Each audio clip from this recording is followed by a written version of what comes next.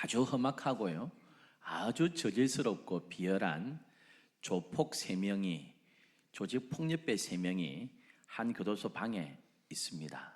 그 방에 예수님께서 들어가셨어요. 1년간 그 잔인하고 저질스럽고 비열한 조직 폭력배 3명과 예수님이 한 방에서 지내십니다. 그렇다면 1년 뒤에 그 악한 조직 폭력배의 영향을 받아서 예수님이 조폭이 되었겠습니까? 아니면 예수님의 영향을 받아서 조폭들이 성도로 달라졌겠습니까? 우리는 그 대답을 잘 알고 있습니다. 예수님이 조직 폭력배의 영향을 받아서 조폭이 되었다고 생각하는 사람은 한 분도 없을 것입니다. 왜 그러냐 하면 예수님의 선악 영향력이 그만큼 크기 때문입니다. 교도소에서 예수를 만난 그 악한 사형수들도 죽기 전에 장기 기증하고 회개하고 죽는 경우가 참 많습니다. 여러분, 우리 중에 나는 그렇게 악하고 저질스러운 조폭보다 더 못된 인간이야, 그렇게 생각하는 사람은 별로 없을 것입니다. 그렇다면 조폭보다 우리가 훨씬 괜찮은 사람인데 우리는 왜 변화가 안 됩니까, 여러분? 조폭도 예수님과 살면 선한 사람으로 바뀌는데 우리는 20년, 30년 예수를 믿고 교회 생활 한다 하면서도 왜 잘 변화가 안 될까요? 예수님의 강력한 선한 영향력이 우리에게는 미치지 않아서 그런 겁니까? 예수님의 능력이 미치지 않든지 아니면 우리가 예수님을 진정으로 내 삶에, 내 마음에 왕으로 모시지 않든지 두 가지 중에 하나일 것입니다. 그런데 예수님의 능력은, 예수님의 그 사랑과 긍휼은 어제나 오늘이나 내일도 변함이 없는 줄 믿습니다.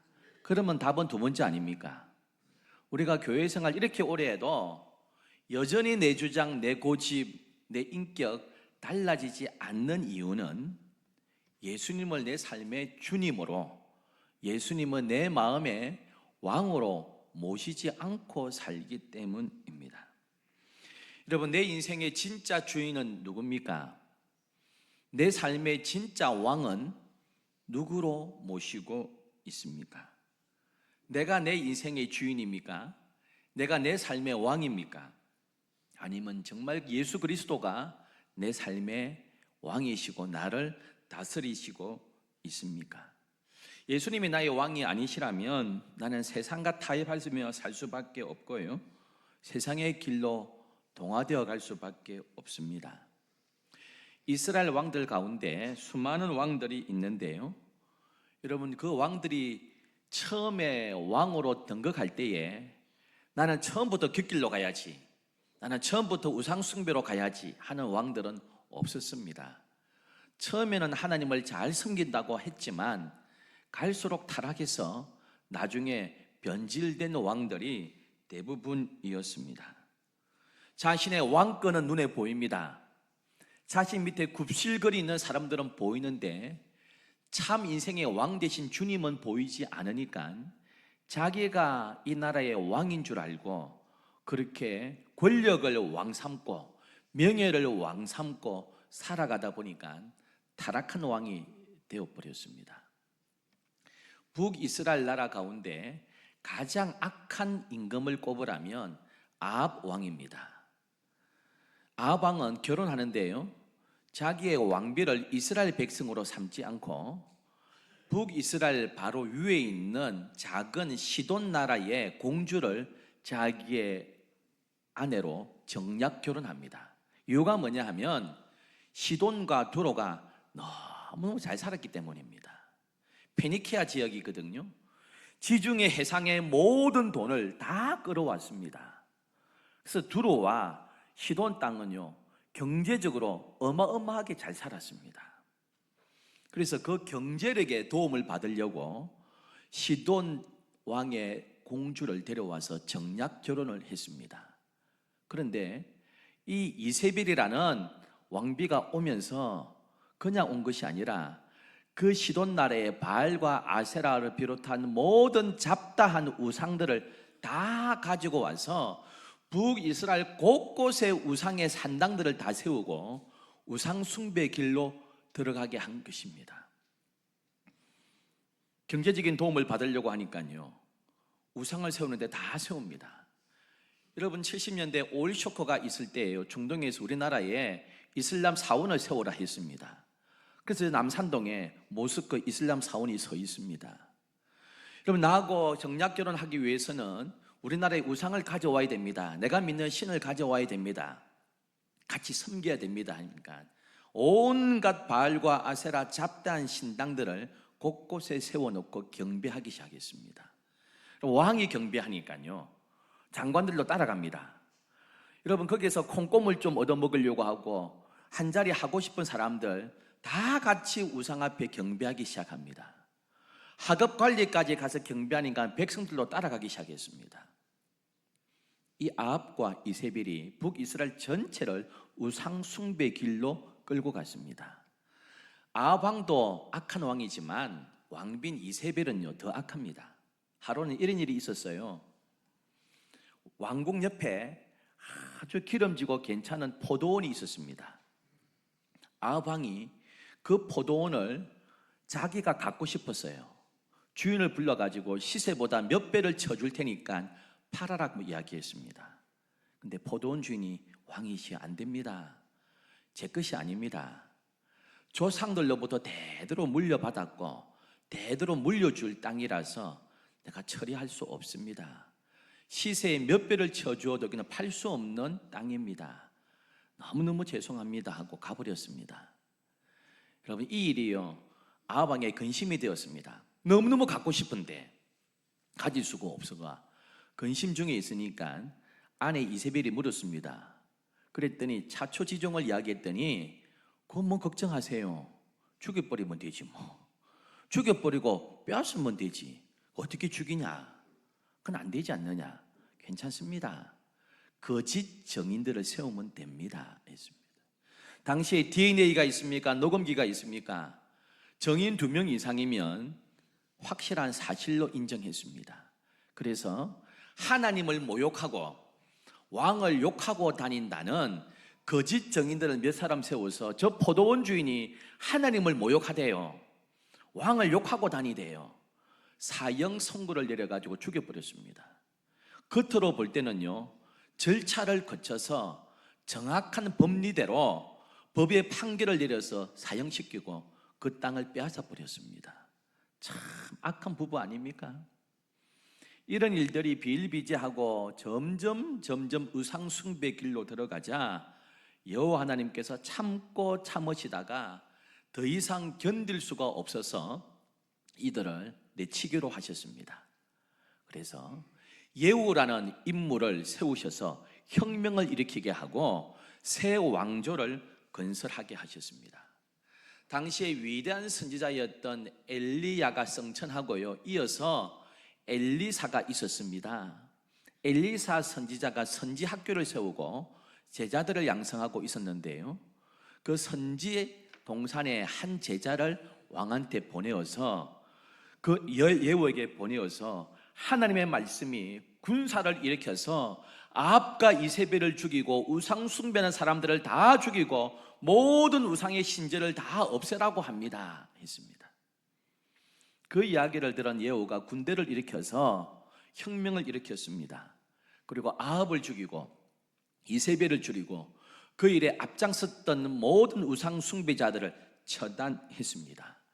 그리고 온 나라에 서 있는 바알과 아세라 우상의 신당들을 다 때려 부수기 시작하고요, 심지어는 바알 신전, 아세라 신전을 공중 화장실로 만들어 버렸습니다.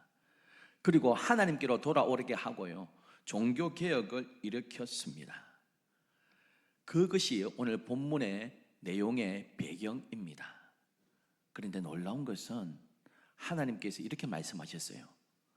너 참 일을 잘한 것 같은데 너 위선자야. 전심으로 나를 바라보지 않았어. 책망하는 내용이 오늘 본문의 내용입니다. 28절에 29절 이렇게 말씀합니다. 예후가 이와 같이 이스라엘 중에서 바알을 멸하였으나 이스라엘에게 범죄하게 한 느밧의 아들 여로보암의 죄 곧 베델과 단에 있는 금송아지를 섬기는 죄에서는 떠나지 아니하였더라. 바알과 아세라 신전은 다 없애버렸지만 베델과 단에 세워놓은 금송아지를 없애지 않았다 말씀합니다. 여로보암의 죄를 떠나지 않았다 합니다. 여로보암이 죄가 뭐냐 하면요, 솔로몬 이후에 북이스라엘 남유다가 우리나라처럼 남북으로 분단되어 버립니다. 그때 북쪽의 왕이 여로보암입니다. 당시에 철조망이 있는 것이 아니고요, 벽이 있는 것이 아니니까 유월절, 맥추절, 초막절, 절기가 되면 북이스라엘 백성들이 예루살렘 성전이 있는 남쪽 유다로 자꾸 내려갑니다. 그리고 올라옵니다. 그 남쪽 유다에 자꾸 1년에 몇 차례씩 가니까요, 여로보암 임금이 생각할 때에 자기의 왕권이 약해지는 것 같아요. 남쪽 유다에 자꾸 동화되는 것 같습니다. 내 권력이 점점 힘이 없어지는 것 같아요. 쉽게 말하면 철조망을 치고 남쪽으로 가지 마. 접견 도시인 베델에 금송아지를 만들고 북쪽, 북이스라엘의 위쪽 끝에 단이라는 도시에 금송아지를 만들고, 금송아지가 우리 여호와 하나님이니까 여기서 유월절 지내, 여기서 하나님을 섬겨, 그렇게 한 것입니다. 그런데 바알과 아세라 신전은 다 때려 부수면서 금송아지 2개는 놔두고, 역시 여기가 하나님께 예배할 장소야, 이 금송아지가 우리가 믿는 여호와의 하나님의 형상이야, 그렇게 한 죄를 떠나지 않고 그대로 했다는 것입니다. 왜요? 역시 자기 왕권을 강화하기 위해서입니다. 백성이 자꾸 남쪽으로 제사 드리러 갔다 올라오면, 아, 성전이 있는 예루살렘이 어떻대요? 남유다는 이런 거 하고 있던데요. 그럴까 싶어가지고 왕권이 약해지고 정치적인 영향력이 줄어들까 싶어서 그 우상 숭배는 그대로 두었다고 말씀하는 것입니다. 이게 위선입니다. 자기의 왕권을 강화하기 위해서. 북이스라엘의 진짜 왕은 하나님이 아니야, 내야. 내가 얼마나 잘하는데 나를 섬겨야지, 그러한 욕심을 가지고 여전히 사는 것입니다.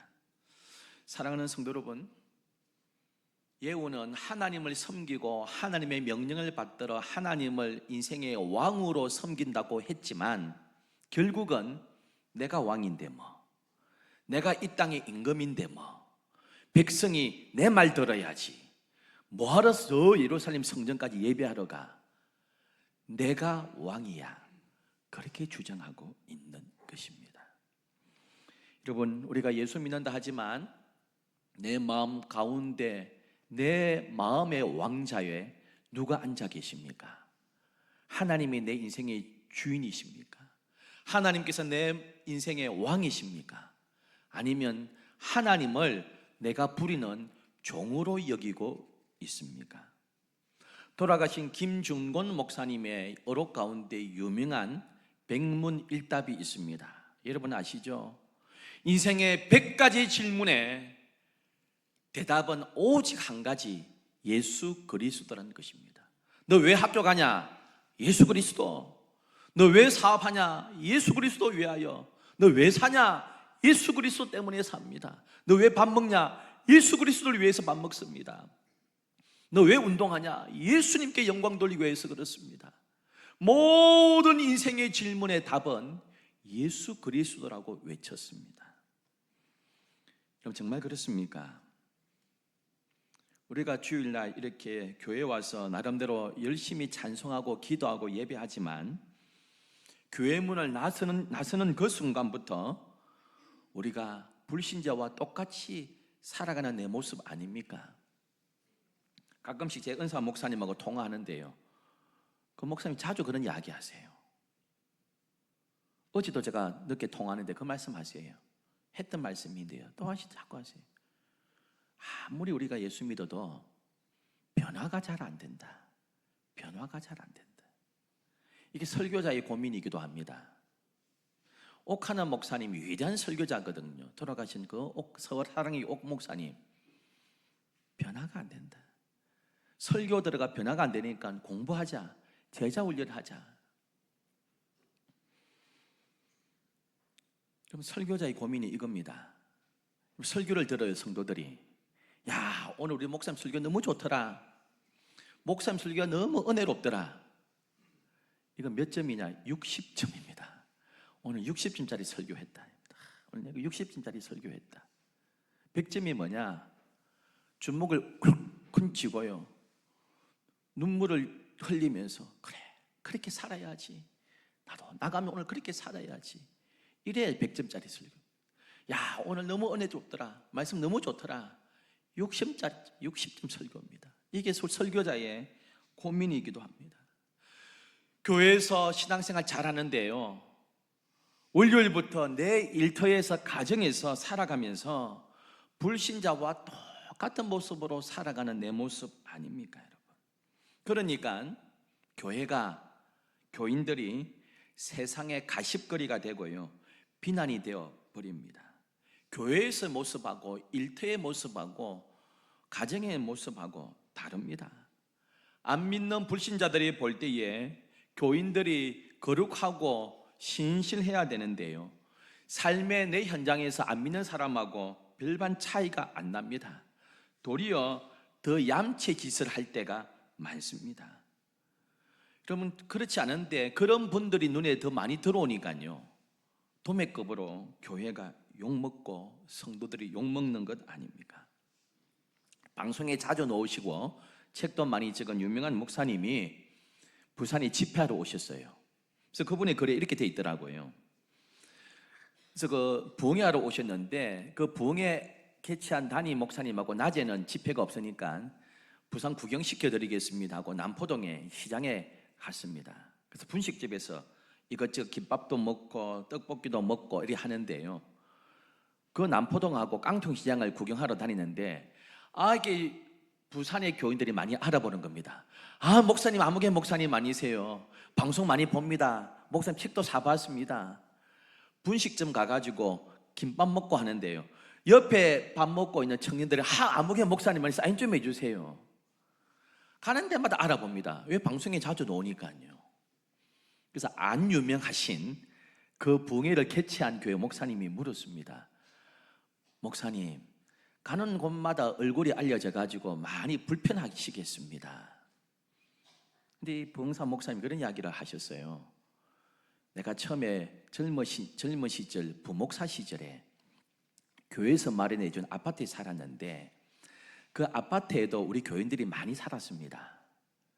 그래서 동네 우리 아이들 보여준다고, 우리 아이들 준다고 동네 비디오 가게 가가지고 비디오 테이프를 빌려오면 교인들이 꼭 물어요. 목사님 비디오 테이프 집에서 나오는 거 봤는데 뭐 빌려가셨죠?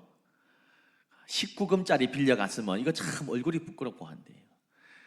목사님 우리 집 맞은편에 있던데 어제 보니까 목사님 집에 불이 10시에 다 꺼지던데 10시에 주무셨어요? 모든 게 다 노출되니까 처음엔 너무너무 불편했대요. 비디오 테이프 뭐 빌려갔냐 물어보고 어디 가니까 어디 목사님 거기서 계시대요. 야, 내 사생활이 하나도 없다. 너무 불편했는데 이런 생각이 들었답니다. 내가 너무 부족하고 너무 세상적이라서 하나님께서 곳곳에 천사들을 세워주셔가지고 내 일거수일투족을 다 돌보게 하시고 다 나를 선한 길로 인도해 주시는구나. 그때부터 마음을 편하게 먹었답니다. 하나님 나를 사랑하셔서 곳곳에 파수꾼을 세워주셔가지고 내 삶을 인도하시는구나. 그러니 언제나 어디서나 하나님이 나를 보고 계시는구나. 이런 마음 먹고 사니까 그거 안 불편합니다. 도리어 내 삶의 큰 유익입니다. 이렇게 적었습니다. 여러분, 우리가 어디에 있든지 무엇을 하든지 내가 하나님의 사람이라는 정체성이 나를 불편하게 만들 수 있지만 여러분, 이거 손해보는 일 아닙니다. 내가 거룩해지는 일입니다. 많은 교인들이 나를 알아보고 불편하게 한다고 생각되지만 나를 거룩하게 만드는 길입니다. 제가 여러 번 말씀드리는데요, 모세가 내 백성 내놔라 바로에게 가서 이야기합니다. 그때 세 가지 타협안을 합니다. 안 돼 하다가 몇 가지 재앙을 당하고는 타협안을 냅니다. 첫 번째 타협안을 딱 내는 게, 가라, 너희 백성 데리고 가라, 제사하겠다고 제사하러 가라. 첫 번째 타협안이 멀리는 가지 마라 이겁니다. 멀리는 가지 마라. 그럼 지금도 사탄이 우리에게 속삭입니다. 그래, 예수 믿어, 교회 생활해, 적당히 믿어, 종교에 너무 빠지면 안 돼, 광신자가 되면 안 돼, 교회도 적당히 다녀야 돼. 이거 사탄이 우리에게 주는 타협안입니다. 여러분, 모세 노 했습니다. 멀리 가야 돼. 두 번째 타협안이 뭔지 아세요? 그러면 아이들은 놓고 가라. 아이들, 너희들 어른 가서 열심히 들어라. 이게 두 번째 주는 타협안입니다. 아유, 대학 가면 열심히 교회 다니게, 고3까지는 학원 나가야지. 아이고, 결혼한 뒤에 너희들은 그래 열심히 다녀. 아이들은 직장 생활 들어가면 해. 대학 들어가면 열심히 하게 해.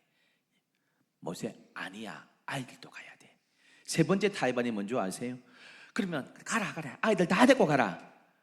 대신에 소와 양떼는 두고 가라. 열심히 하나님 섬겨. 그러나 헌금은 하지 마. 헌금은 하지 마. 모세, 아니야, 다 물질도 출애굽해야 돼.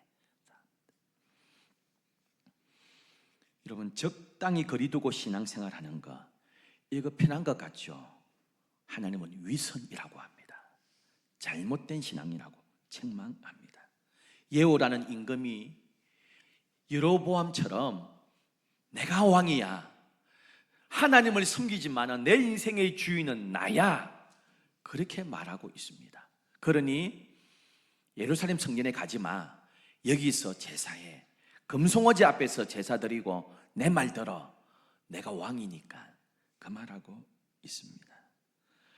그 예후를 우리 주님은 책망하고 있습니다. 너 위선 들고 있구나. 전심으로 하나님을 섬긴다고 하지만 실제 네 인생의 하나님은 너 자신이구나, 책망하고 있습니다.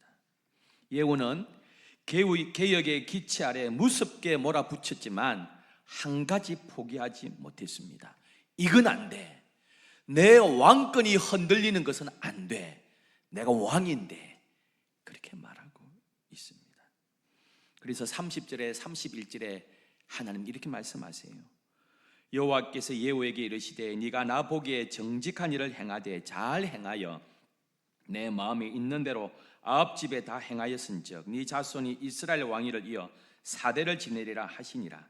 그러나 예후가 전심으로 이스라엘 하나님 여호와의 율법을 지켜 행하지 아니하며 여로보암이 이스라엘에게 범하게 한 그 죄에서 떠나지 아니하였더라 했습니다.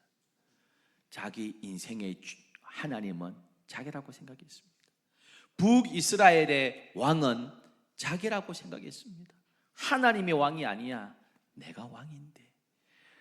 거꾸로 이야기 아니면 하나님을 섬긴다고 하면서 하나님을 이용해 먹었습니다. 정치가들 이렇게 하지 않습니까? 안타까운 일이지만 윤석열 전 대통령이 탄핵당했습니다. 그 전에 많은 무속신앙, 미신들이 많아서 법사, 천공, 온갖 우상들이 미신들을, 무속을 너무 섬겼습니다. 안타까운 일이죠. 그런데 하도 무속에 빠졌다 하니까 부활절, 성탄절 되면 교회 앉아가 예배드립니다. 내 어릴 때 주일학교 출신이다 이럽니다. 그래 놓고는 온갖 또 미신에 빠집니다. 여러분, 이제 60일 안에 대선이 있습니다.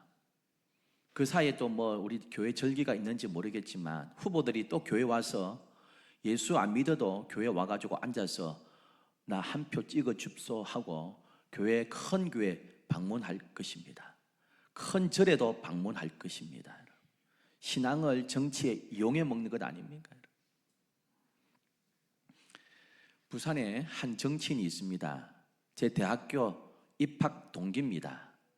여자친구입니다. 여자 동기입니다. 국회의원도 했고요. 이낙연 국무총리 있을 때에 이낙연 총리의 비서실장 했습니다.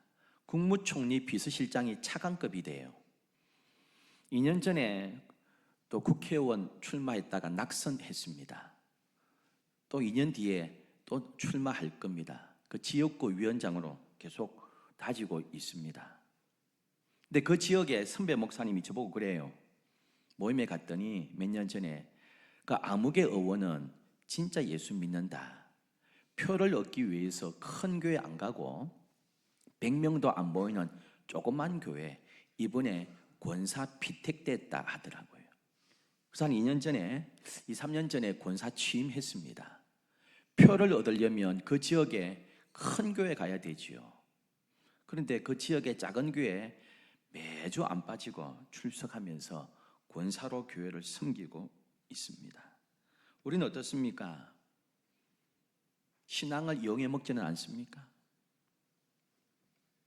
예후는 얼마나 열심히 강했던지 모든 신전, 우상 신전을 다 부쉈습니다. 그리고 여호나답을 길에서 만납니다. 여호나답이 누구냐 하면 예후를 도와서 혁명을 일으켰던 1등 공신입니다. 그리고 길에서 만나 이렇게 이야기합니다. 열왕기하 10장 16절에 이르되 나와 함께 가서 여호와를 위한 나의 열심을 보라 이렇게 하고 있습니다. 내 열심이 얼마나 뜨거운지 아냐? 그렇게 이야기하고 있습니다. 나의 열심입니다. 하나님의 열심이 아닙니다. 자기가 왕인 것을 보여주기 위하여서 열심을 내었습니다. 여러분, 헌신은 무언가 열심히 하는 게 헌신 아닙니다. 하나님 앞에서 나 자신을 끊임없이 점검하고 돌아보며 자신의 삶을 향한 하나님의 뜻을 찾으며 순종하는 것이 헌신입니다. 내 일터에서, 학교에서, 가정에서, 교회에서 하나님께서 나에게 원하시는 것에 순종하면서 섬기는 것이 참된 헌신인 줄 믿습니다. 그럼 바리새인들이요 성경 말고 규례를 만들었습니다.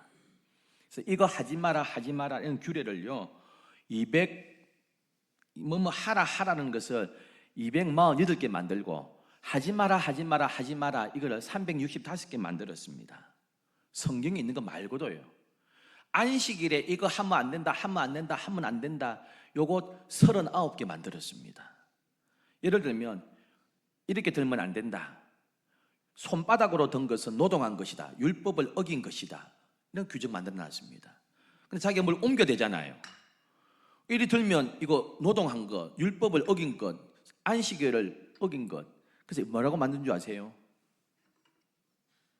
손등으로 들면 노동 아니다. 어긴 게 말장난 아닙니까? 여러분? 이런 걸 39개 만들었습니다. 이렇게 만들어 놓고요.